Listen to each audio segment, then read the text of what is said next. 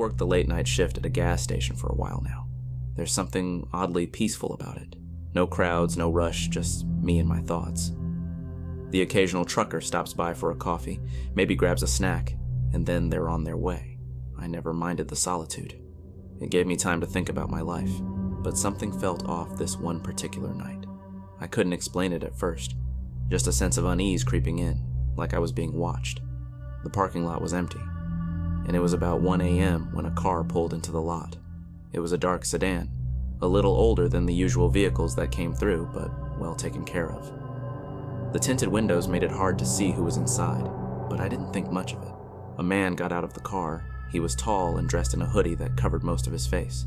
He didn't seem to be heading for the pump, though. Instead, he made a beeline for the door.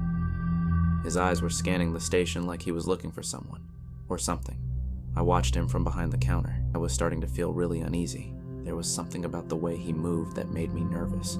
He stepped through the door and made direct eye contact with me.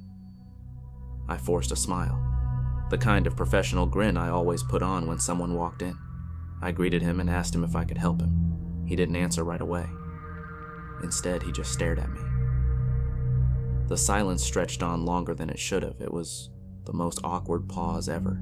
I could feel his gaze like a weight, pressing against me. It felt like he was staring right into my soul. To be honest, working in a gas station at night has taught me that some people are just awkward beings.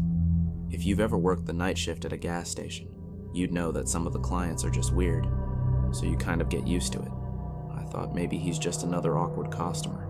After the longest silence, he finally spoke. "Just need some gas," he finally muttered in a low voice. "Okay," I said, trying to keep it casual.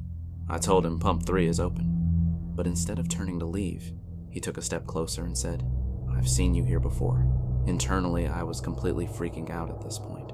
I had never seen this guy before.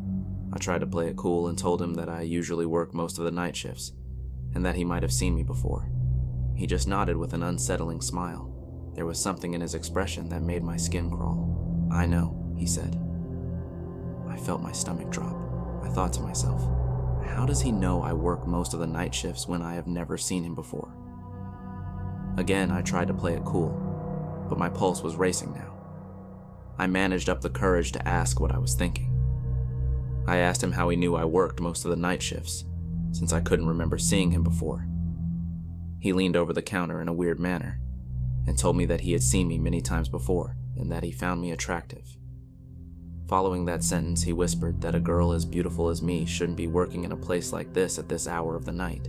I wasn't going to let his plans go through, so I just cut him off and said, "Look, I'm just here for the night shift. I don't have time for this." He didn't respond right away. He just kept staring at me.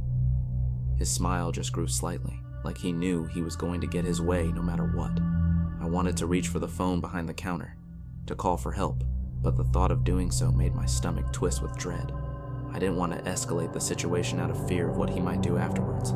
He took a quick glance at the security camera mounted in the corner of the room, and looked back at me. "You should be careful, Samantha," he said. My blood ran cold. How did he know my name? I had never seen him before, and I had for sure never given him my name. In fact, I never gave out my name at work to any of the clients. The confusion and terror hit me at once. Before I could even react, he turned and walked toward the door. I froze watching him go. He got in his car and left. I was left shaking.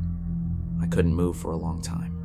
I kept thinking about how he knew my name and who he was. Maybe it was just some weird guy who had overheard my name once. But I couldn't shake the feeling of him being a creepy stalker of some sort. Around 2 a.m., the door chimed again. My heart skipped a beat. I prayed to God that it was someone else this time. I glanced up, already dreading what I might see.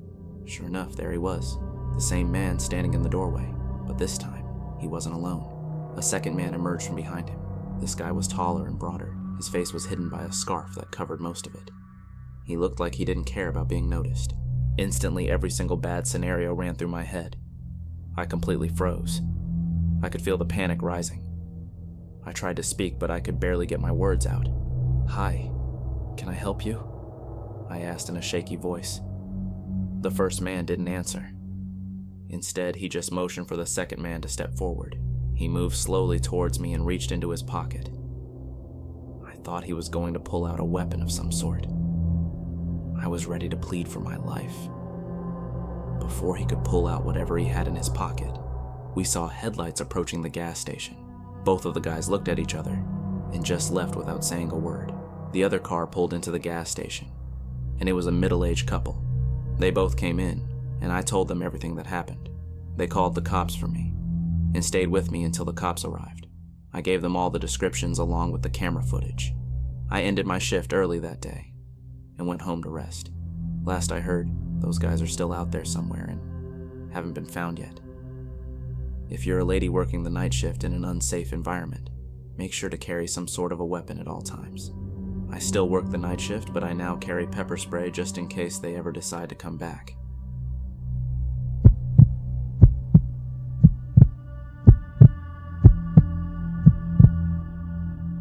It was a quiet night on the outskirts of a small town. I had been driving for hours trying to get home after a long day of work. My fuel light had come on a while ago, and I knew it was time to stop at the next gas station I could find. After what felt like an eternity, I spotted a gas station in the distance. It looked like a scene straight out of a horror movie, dimly lit, with lights flickering like crazy. To be honest, the station looked abandoned, but it's not like I had any other options, so I decided to pull in and try my luck. I rolled up to the pumps, and when I got out of the car, I noticed how quiet it was. It was making me feel uncomfortable. There were no other cars around. Something about the place felt wrong. I approached the pump and started filling up my tank. That's when I noticed a man in the distance. He was standing at the far corner of the convenience store. He was just staring at me, a hood pulled over his head.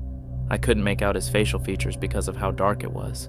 His posture was what stood out to me the most. He was slightly hunched over while staring at me, as if I was the only thing he was focused on. It was unsettling. My gut told me something about him wasn't right. I was still filling up my tank while this was all taking place. I realized I had enough fuel to get home for the night, so I decided to just leave. It wasn't just the fact that he was standing there, but the way he wasn't moving. No attempt to walk into the store, no signs of life, just standing there, frozen. I glanced at him a few more times, but each time I looked, he hadn't moved an inch. I quickly put everything back in its place, and as I was about to get in my car, the man suddenly started waving at me. He was motioning for me to come over to him. I knew better than to just follow his commands. I spoke up loudly and asked him what he needed. For the first time, he spoke and said that he needed help because he had injured his leg and couldn't walk. All the red flags were clear as day. I could just tell he was trying to lure me into a trap. I told him I'd call an ambulance for him. And that's when he aggressively started saying, No, there's no need for an ambulance," and began walking toward me with a poorly acted fake limp.